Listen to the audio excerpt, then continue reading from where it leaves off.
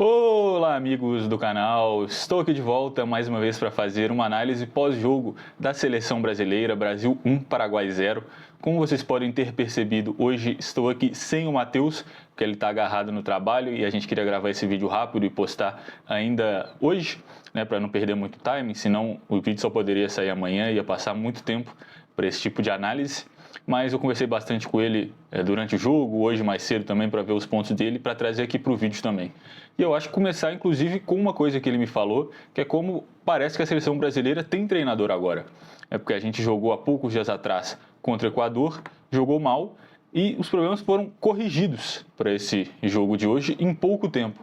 Que é uma coisa também que a gente ressaltou que o Ancelotti teria que mostrar serviço em poucos dias de trabalho, porque seleções em geral tem poucos treinos comparado a clubes, e a seleção brasileira, nesse momento, ainda menos, porque tem um ano para se preparar para a Copa do Mundo, e eu acho que a diferença do jogo contra o Equador para o jogo contra o Paraguai já é nítida o quão melhor a seleção foi ontem. Uma das principais peças, obviamente, foi o retorno do Rafinha, que jogou bem, jogou pela ponta direita. Quando ele participou do jogo, ele foi muito bem, inclusive no gol. Ele tem uma participação ali, joga contra três, acaba perdendo a bola, mas ele conseguiu prender bem a bola, ele conseguiu puxar contra-ataques, mas eu achei que ele participou pouco. Ele foi bem quando ele jogou, quando ele foi participativo na jogada, mas ele não fez tantas jogadas assim. A seleção jogou muito mais pela ponta esquerda, que no caso era o Gabriel Martinelli, que fez uma excelente partida, muito arisco, indo para um contra um, ganhando no drible, ganhando na velocidade, chegando na linha de fundo, cruzando bem para trás. Acabou não gerando diretamente um gol, mas ali foi o lado que o Brasil mais jogou durante o jogo inteiro. E ele foi muito bem, eu acho que é um cara que foi uma mudança direta do Ancelotti em comparação ao jogo contra o Equador. Diferente do Rafinha, que estava suspenso, todo mundo sabia que ele seria titular. O Martinelli entrou naquele jogo contra o Equador no meio da partida, não fez tanta coisa assim, mas se destacou nos treinamentos. O Ancelotti colocou ele de titular e, para mim, eu acho que ele cravou ali a posição dele, pelo menos para os próximos jogos, como um dos 11 iniciais da seleção brasileira. Outro cara que, nessa mesma condição, eu também gostei bastante do jogo, foi o Matheus Cunha, que quando a gente olha, parece... A gente sempre pensa nele como um atacante, mas ontem o Vinícius Júnior foi muito mais atacante do que ele. Em vários momentos você via ele voltando até os volantes. Eu lembro de lances no segundo tempo que ele estava mais recuado que o próprio Casemiro, estava vindo até os zagueiros para buscar a bola. Ele jogou muito mais como um meia, um camisa 10, um cara para armar as jogadas e que chegava bastante na área, justamente por ele ter esse passado como atacante. E essa é a posição que ele se destacou nessa última temporada pelo Wolverhampton, na Inglaterra, jogando como um 10. Tanto é que foi vendido agora para o Manchester United por 60 milhões de euros, se eu não me engano. Mas eu achei que ele deu uma dinâmica bem legal para o ataque. Participou diretamente do gol, brigou numa bola ali que talvez outros jogadores pensariam que estava perdido e conseguiu dar o passe para o Vinícius. Criou uma outra chance muito parecida no começo do jogo, que ele ganhou a linha de fundo e cruzou para trás, e o Vinícius por poucos centímetros não conseguiu completar para dentro do gol. E também ficou marcado pelo lance que, numa cabeçada com o gol livre, ele tentou tocar para o meio da área. Confesso que eu não entendi ainda por que ele tentou fazer isso, mas eu acho que mostra uma característica dele muito mais de assistente de meio campista do que de centroavante camisa 9. Não acho que ele seja o 9 do Hexa, até porque ele não jogou como um camisa 9, mas a entrada dele deu uma dinâmica bem legal para o ataque, liberou bastante o Vinícius para flutuar no ataque, e o Vinícius também jogou muito bem nessa função, que ele já tinha feito no Real Madrid. É óbvio que ele não é um 9 de jogar de pivô, de força, de cabeceio, mas ele deu bastante velocidade na puxada de um contra-ataque, nos lançamentos longos de um outro jogador que eu vou falar daqui a pouco, que fez isso muito bem. E eu acho que pelo menos esses 4 jogadores se entenderam bem no ataque, e a gente pode esperar que eles tenham essa continuidade nas próximas convocações. E o jogador que eu queria comentar aqui é o Bruno Guimarães, que ele foi muito criticado por mim, principalmente por mim e pelo Matheus também, no pós-jogo, depois da partida contra o Equador, que ele jogou muito mal. A gente comentou como pela seleção ele não jogava bem, que a gente não entendia por que ele tinha essa vaga titular. Inclusive, pedimos ele no banco para esse jogo. O Ancelotti não fez o que a gente pediu, e ainda bem, porque para mim o Bruno Guimarães fez a melhor partida dele dos últimos tempos com a camisa da seleção brasileira, talvez a melhor da carreira dele como um todo. mostrando muita vontade na defesa, muito seguro, também lançando muito bem, fazendo passes longos, quebrando linhas, saindo curto também quando precisava. Então eu acho que ele fez uma partida excelente, mostrando por que ele é o titular da seleção brasileira naquela posição. E poderia até ter feito o gol, chegou legal na área, teve uma finalização no final do jogo que poderia ter sido o gol, que foi uma defesaça do Gatito. Então, para mim, um dos grandes duvidadores do Bruno Guimarães, para mim ontem ele deu uma resposta de por que ele está nessa posição como titular, parecendo o Bruno Guimarães do Newcastle, e espero que ele continue nesse nível, porque esse jogador, jogando dessa maneira, vai ajudar bastante a seleção na Copa do Mundo. E o companheiro dele, o Casemiro, fez mais uma excelente partida. Um cara muito seguro defensivamente, muito bom no toque curto. É um cara que protege a área, que dá uma segurança para os zagueiros.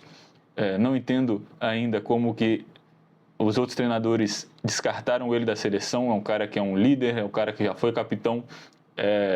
Para mim, atrás do Neymar, talvez o principal jogador dessa geração de jogadores brasileiros.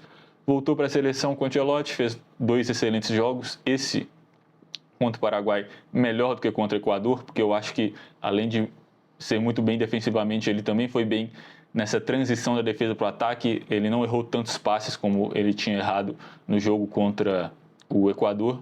E para mim é mais um que fez uma excelente partida. E a defesa, como um todo, mais uma vez, muito segura. O Brasil, depois de muito tempo, conseguindo passar 2 jogos sem sofrer gol. O Alexandro, o zagueiro Alex Ribeiro, para mim talvez a melhor notícia dessa data FIFA como um todo. As 2 partidas muito bem, é um cara muito seguro defensivamente, ele é rápido, ele é forte, ele toca bem a bola, é ambidestro. Ele que nasceu destro, machucou a perna direita na infância, treinou a perna esquerda e hoje ele é um zagueiro canhoto, mas que tem muita qualidade na perna direita, que é a perna dominante dele, teoricamente. O Alexandro, lateral, fez mais uma partida do que se espera dele. É um cara muito bom defensivamente, que tem um bom passe. Não é um lateral que vai atacar o tempo inteiro, não é um lateral que chega na linha de fundo, mas não é isso que o Ancelotti pede dele, então ele cumpre a função dele bem. Marquinhos também fez uma boa partida. A defesa brasileira como um todo não foi muito testada nesses 2 confrontos, nem Equador nem Paraguai conseguiram levar muito perigo.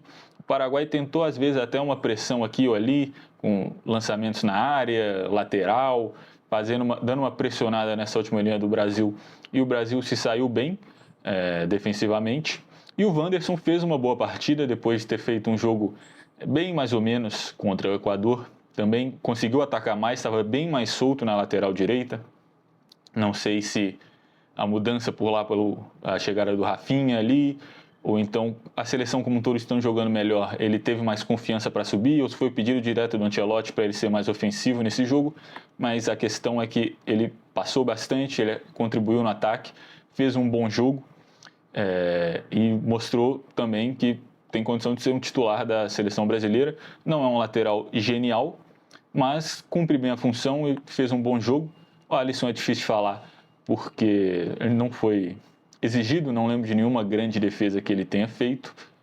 E eu acho que é isso. Eu acho que a seleção fez um jogo muito bom. É um dos melhores jogos da seleção nesse novo ciclo, com pouco tempo de trabalho do Ancelotti. 1-0 para mim não representa o que foi o jogo. Para mim o Brasil jogou o suficiente para fazer mais gols. Poderia ter saído com 2 ou um 3-0. E, além de tudo, de criar bastante ofensivamente, também teve o controle do jogo, conseguiu se defender muito bem, conseguiu manter a posse de bola, conseguiu criar tanto com o Paraguai recuado, quanto quando o Paraguai subia e a seleção precisava sair num contra-ataque. Então, para poucos dias de trabalho do Ancelotti, eu acho que já deu para ver uma mudança bem legal e dá uma esperança de que vai evoluir ainda mais. Não acho que a seleção brasileira ainda jogou num nível para bater de frente com as principais favoritas para a Copa do Mundo, mas com certeza é animador o tanto que a seleção evoluiu em tão pouco tempo de trabalho com o Carlo Ancelotti.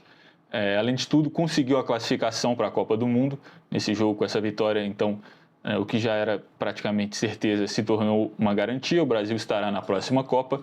Eu acho que isso também dá uma tranquilidade para essa sequência de trabalho, para buscar algumas coisas que ainda faltam nessa seleção, apesar de que não tem como fazer muito teste. Eu acho que é um momento de garantir um time muito forte do que ficar testando peças, porque, novamente, tem pouco tempo para trabalhar. Talvez tivesse 4 anos, era um momento de procurar algumas outras soluções para posições que ainda não tenham tanta garantia.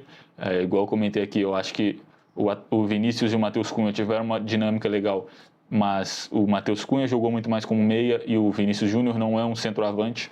Então, por um jogo que precise de um camisa 9, o Brasil ainda não tem essa solução.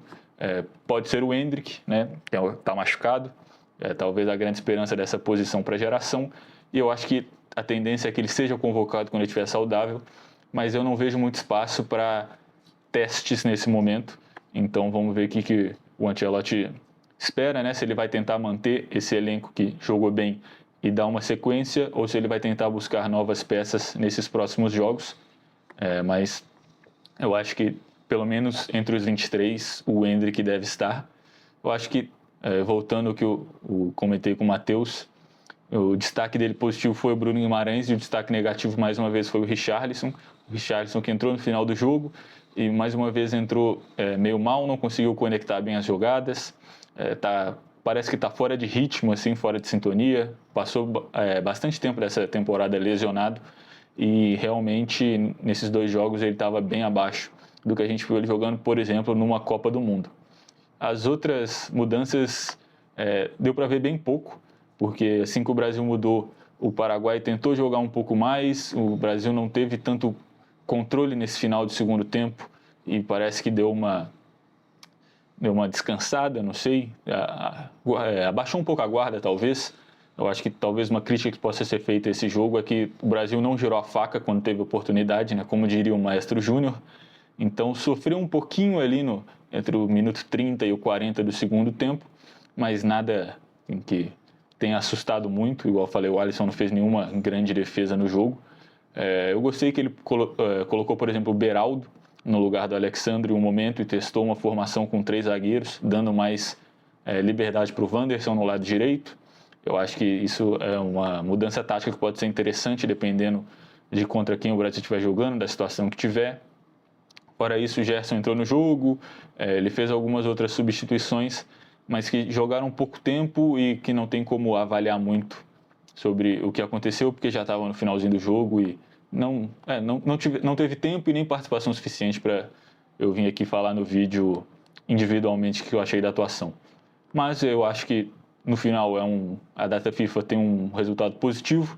É o começo de trabalho do Ancelotti que já deu para ver resultado e já dá esperança, que eu acho que é o mínimo que o torcedor brasileiro estava querendo para esse momento, era uma esperança de que a gente poderia ser melhor.